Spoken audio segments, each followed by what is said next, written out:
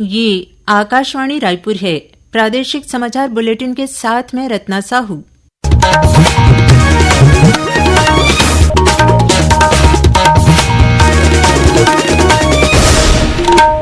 और अब पेश है आज के मुख्य समाचार। भारत के ऑपरेशन सिंदूर के बाद प्रधानमंत्री नरेंद्र मोदी आज रात 8 बजे राष्ट्र को संबोधित करेंगे। रायपुर जिले में बलौदाबाजार मार्ग पर बीती रात हुई सड़क दुर्घटना में 13 लोगों की मौत, 14 अन्य गंभीर रूप से घायल। राष्ट्रपति, प्रधानमंत्री और मुख्यमंत्री ने घटना पर शोक व्यक्त किया। बीजापुर जिले में माओवादियों ने बीती रात अलग अलग गांवों में 5 ग्रामीणों की हत्या की। दंतेवाड़ा जिले में 6 माओवादियों ने किया आत्मसमर्पण। और केंद्रीय कृषि मंत्री शिवराज सिंह चौहान कल नवा रायपुर में बैठक लेकर केंद्रीय योजनाओं की समीक्षा करेंगे। अंबिकापुर में प्रधानमंत्री आवास योजना से संबंधित कार्यक्रम में होंगे शामिल। अब समाचार विस्तार से। प्रधानमंत्री नरेंद्र मोदी आज रात 8 बजे राष्ट्र को संबोधित करेंगे। श्री मोदी का यह संबोधन पहलगाम आतंकी हमले के बाद भारत के ऑपरेशन सिंदूर के बाद हो रहा है। पहलगाम आतंकी हमले में 25 भारतीय और 1 नेपाली नागरिक मारे गए थे। भारत ने जवाबी कार्रवाई में पाकिस्तान में कई आतंकी और सैन्य ठिकानों को नष्ट कर दिया और 100 से अधिक आतंकियों को मार गिराया। इससे पहले प्रधानमंत्री ने नई दिल्ली में आज अपने आवास पर एक उच्च स्तरीय बैठक की अध्यक्षता की। बैठक में रक्षा मंत्री राजनाथ सिंह, विदेश मंत्री सुब्रमण्यम जयशंकर, राष्ट्रीय सुरक्षा सलाहकार अजीत डोभाल, प्रमुख रक्षा अध्यक्ष अनिल चौहान, तीनों सशस्त्र सेनाओं के प्रमुख और अन्य वरिष्ठ अधिकारी मौजूद थे। इससे पहले ऑपरेशन सिंदूर के बारे में दिल्ली में एक प्रेस वार्ता में एयर मार्शल A.K. भारती ने कहा है कि भारत की लड़ाई आतंकवादियों और उनके सहयोगी ढांचे से है, न कि पाकिस्तानी सेना से। उन्होंने कहा कि यह दुखद है कि पाकिस्तानी सेना ने हस्तक्षेप करके आतंकवादियों का पक्ष लिया, जिसके कारण भारतीय सशस्त्र बलों को उसको करारा जवाब देना पड़ा। उन्होंने बताया कि ऑपरेशन सिंदूर के दौरान सेना ने नागरिक और सैन्य बुनियादी ढांचे को किस तरह कम से कम नुकसान पहुंचाया है।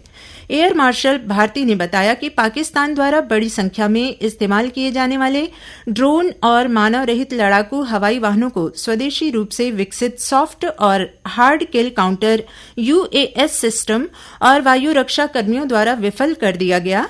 उन्होंने कहा कि भारत की युद्ध प्रणालियां समय की कसौटी पर खरी उतरी है।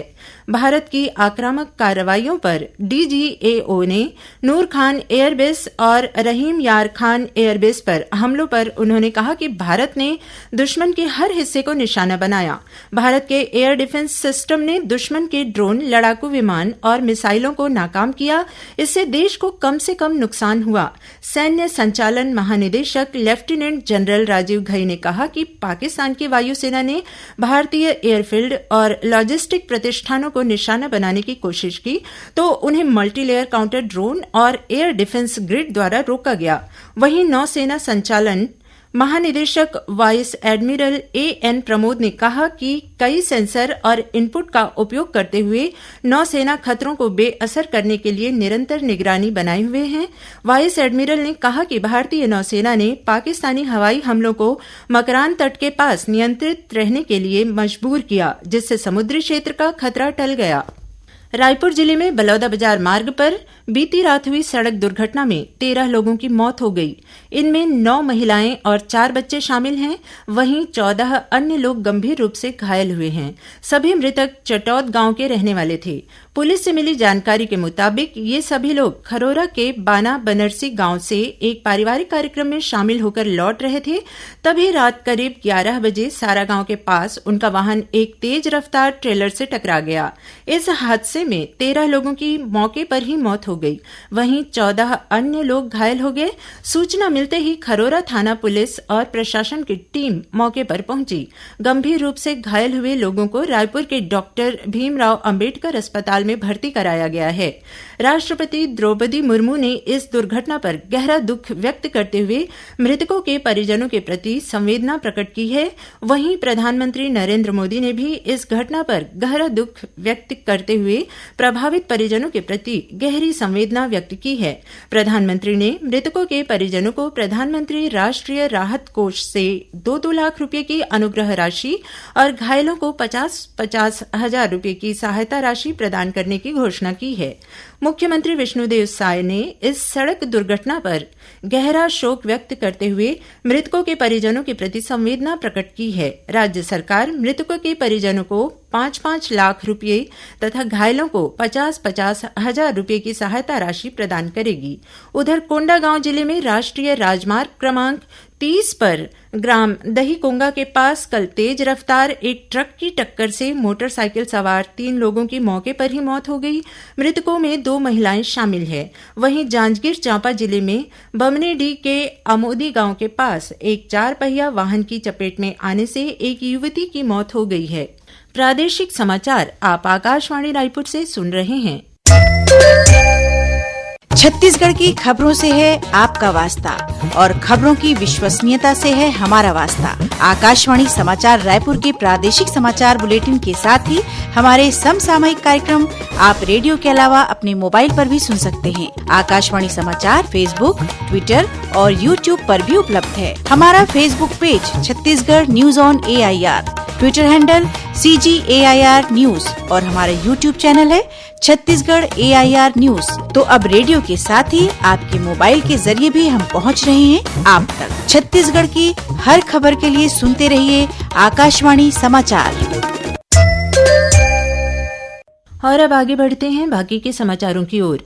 बीजापुर जिले के उसूर और पामेड़ थाना क्षेत्र में माओवादियों ने बीती रात 5 ग्रामीणों की हत्या कर दी है।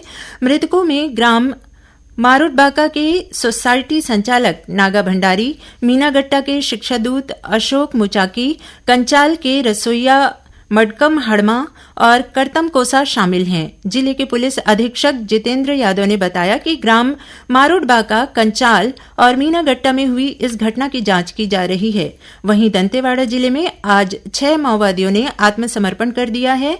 इनमें 1 लाख रुपये की इनामी महिला माओवादी भी शामिल है। ये माओवादी भैरमगढ़ एरिया कमेटी अंतर्गत मिलिशिया सदस्य के रूप में सक्रिय थे। इन माओवादियों पर कई हिंसक वारदातों में शामिल रहने का आरोप है। इस बीच बीजापुर जिले के सीमावर्ती क्षेत्र में बीते दिनों हुई मुठभेड़ में मारे गए 20 माओवादियों की शिनाख्त कर ली गई है। इनमें से 11 माओवादियों के शव को उनके परिजनों को सौंप दिया गया है। मुठभेड़ में मारे गए 11 अन्य माओवादियों की शिनाख्त की प्रक्रिया जारी है। केंद्रीय कृषि और ग्रामीण विकास मंत्री शिवराज सिंह चौहान आज शाम छत्तीसगढ़ के 2 दिवसीय प्रवास पर आ रहे हैं। श्री चौहान कल सुबह नवा रायपुर स्थित मंत्रालय में बैठक लेकर केंद्रीय योजनाओं की समीक्षा करेंगे।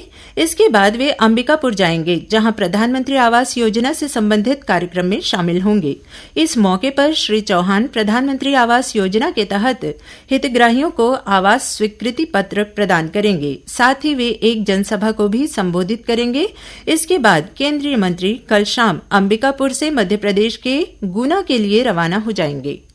छत्तीसगढ़ उच्च न्यायालय के रजिस्ट्रार जनरल ने आदेश जारी कर स्पष्ट किया है कि उच्च न्यायालय में 24 दिनों का ग्रीष्मकालीन अवकाश रहेगा। यह अवकाश 12 मई से 6 जून तक प्रभावी रहेगा। नए आदेश के बाद आज से उच्च न्यायालय में ग्रीष्मकालीन अवकाश शुरू हो गया है। ग्रीष्मकालीन अवकाश के दौरान उच्च न्यायालय में सभी सिविल, आपराधिक और रिट याचिकाएं यथावत दायर की जाएंगी। आपात स्थितियों में अवकाशकालीन न्यायाधीश मुख्य न्यायाधीश की स्वीकृति प्राप्त कर अपनी सुनवाई की जिम्मेदारी किसी अन्य न्यायाधीश को सौंप सकते हैं। वहीं नियमित रूप से अवकाशकालीन पीठ डिवीजन बेंच में मामलों की सुनवाई करेगी।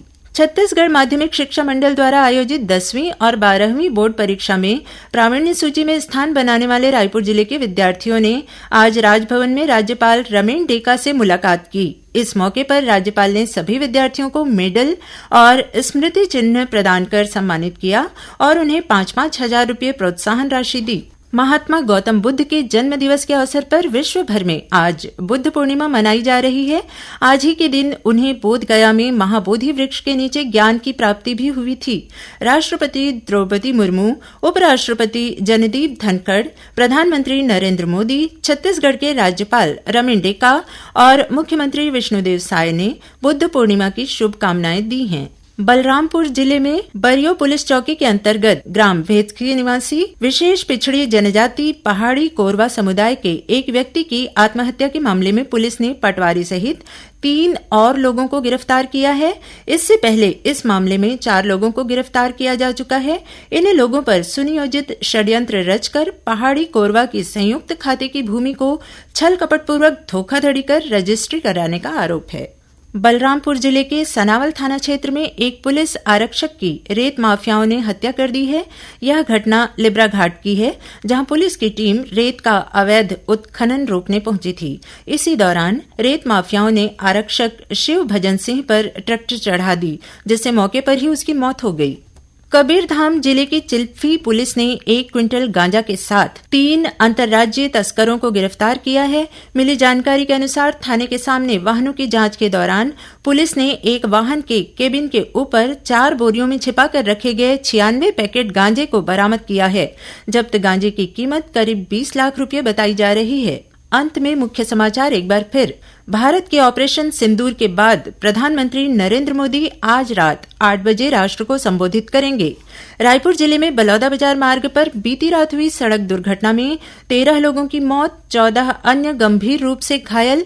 राष्ट्रपति, प्रधानमंत्री और मुख्यमंत्री ने घटना पर शोक व्यक्त किया।